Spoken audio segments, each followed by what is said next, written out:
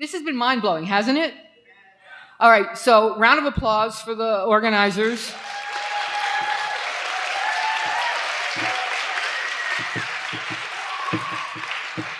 All right, so if your brain is anything like mine, although you might hope it's not, from the way it feels sometimes inside my head, your synapses have just been snapping and making connections, and so you can't possibly say, here's the one big thing I'm taking away today. But there are a number of things, and I just want you to turn to somebody and tell them one of the many things that you're going to take away from today, or that was particularly striking to you, or just what's on your mind this second. Okay, go.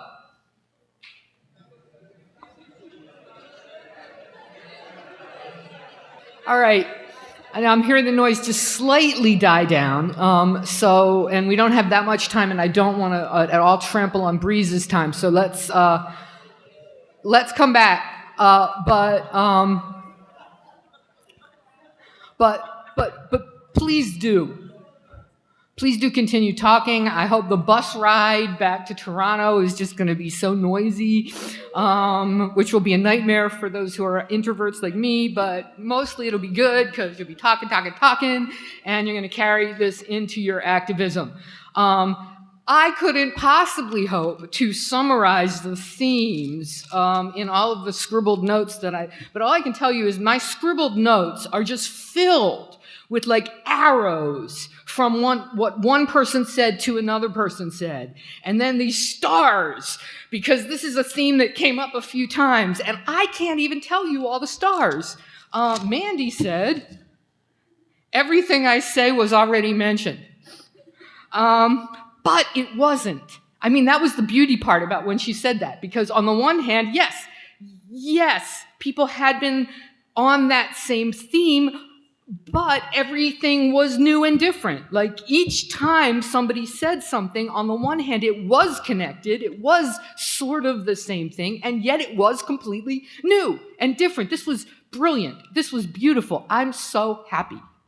I am really happy. I don't know how many of you know that what happened, how we got this conference was that one person came to a pathetic little session on the commonalities of oppression at the U.S. Animal Rights Conference, where Lisa and Lauren and I were in a back room on a Sunday with like 10 minutes each to explain all of the commonalities, and we were predictably cranky about being asked to do this, and so this person then said, well, how about if we have a whole day? And this is what we got, and I'm just so extraordinarily happy about this. Another round of applause for the organizers.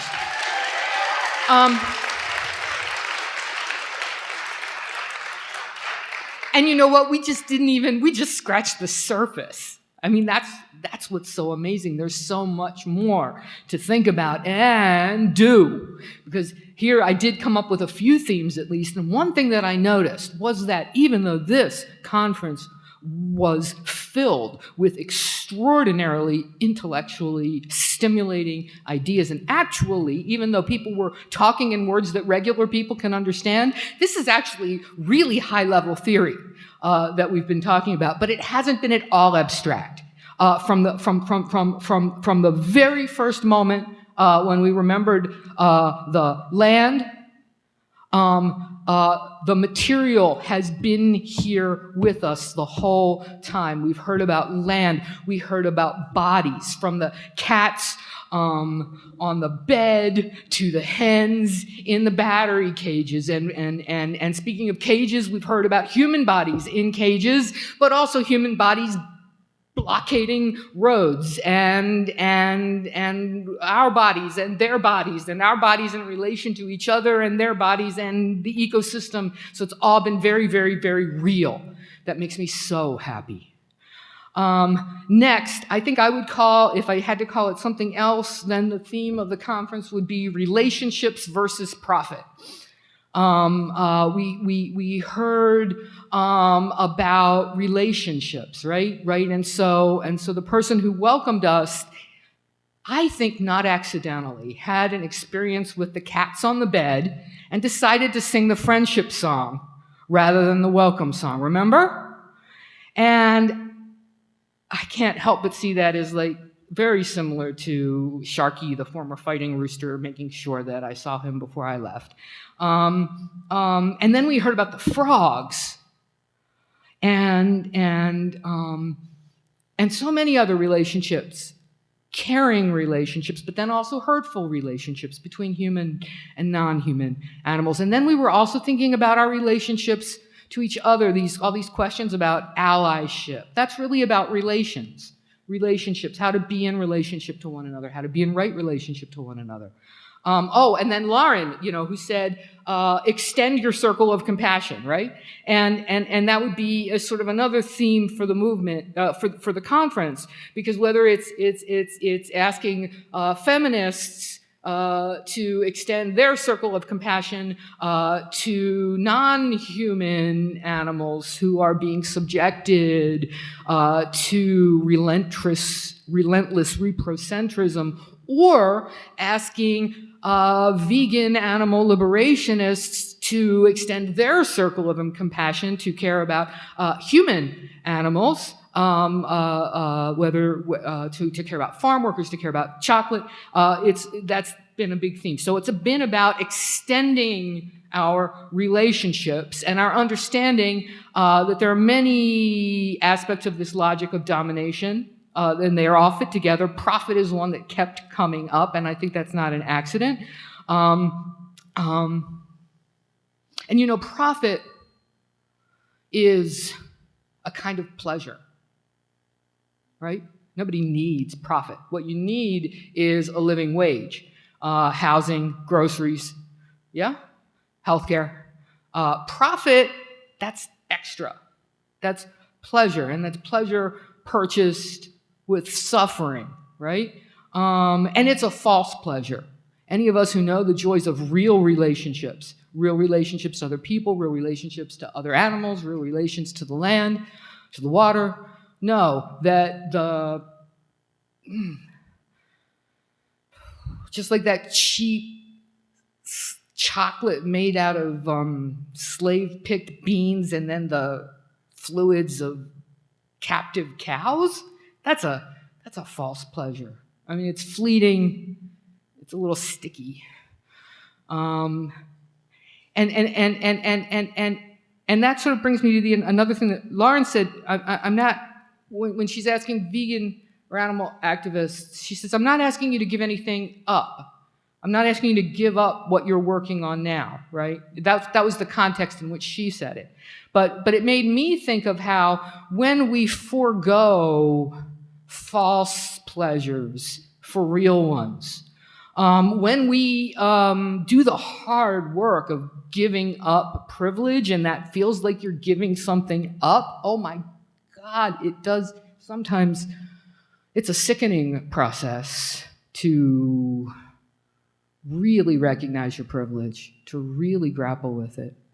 But oh my gosh, on the other side of that, the integrity, the feeling of integrity that comes with being a real ally, that comes with trying to do right, messing up and then trying again, that's just so much more sustainably pleasurable than anything you could purchase with any of these violence-based profits.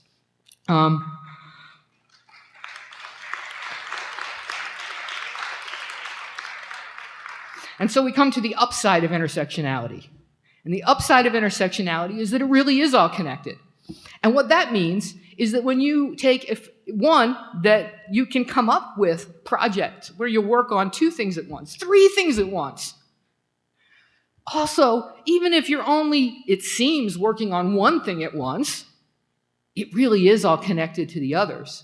And so if you do it well, if you're willing to recognize that the diversity of tactics means you're going to have to think carefully about what tactics will work here. But if you do it right and you make some headway on that one problem, that's going to reverberate out through that system and help to destabilize the system.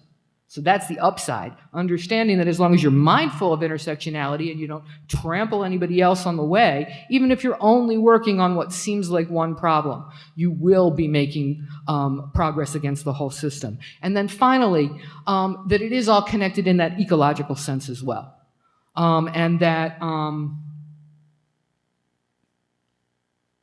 I don't know what you call the totality of our biosphere, or of ecosystems, different people in different places at different times have different words. I say Gaia myself, but my point is that system that sustains us all, that we all depend on, that we are part of, that we're not apart from, is way more powerful than all the money and guns that all the government and corporations can come up with. If we put ourselves in alliance with that, and we do that by keeping intersectionality in mind, it's two kinds of webs, the web of life and this awful web of the logic of denomination. We keep both of those sets of relationships in mind, then we can bring ourselves into accordance with that power. Then is like working with the wind. Anybody bike here? Anybody bicycle? It's like bicycling with the wind at your back. And I vary from day to day in my faith about whether or not we'll ever be able to manage to do that. But when I come here to an event like this and I hear all these talks, and then you know what? I think we can do it. So thank you for participating in this. Thanks to the organizers, and just thanks. Bye.